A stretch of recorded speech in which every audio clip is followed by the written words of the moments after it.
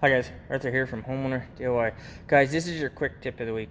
So my 2011 Honda Fit here, the side marker bulb, which is this one here, has burned out. You can see that it's working on the other side. So what I'm going to do is show you how to replace the bulb. Alright, this is the materials list. So these are the bulbs. It's a 194 NA. I believe the NA represents the orange color. Otherwise it'd just be a 194. But this is all we need for material for this job, so let's get started.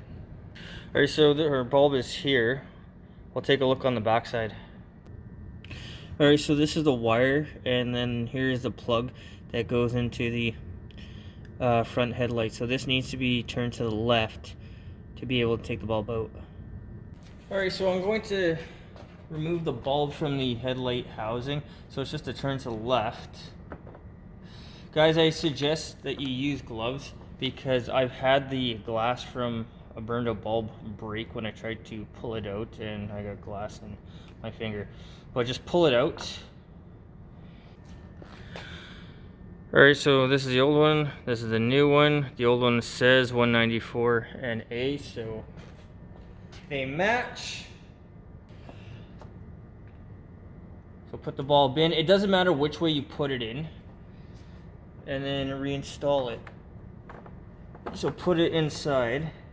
And then give it a turn to the right. So it will fit into the groove. You're just going to have to feel for it. Okay. Alright, so now's the time to test. So I'll just turn the lights on. And voila, once again, we have light again. So this is all that you need to do to replace a bulb for the front side marker on a 2011 Honda Fit. Guys, that's your quick tip of the week.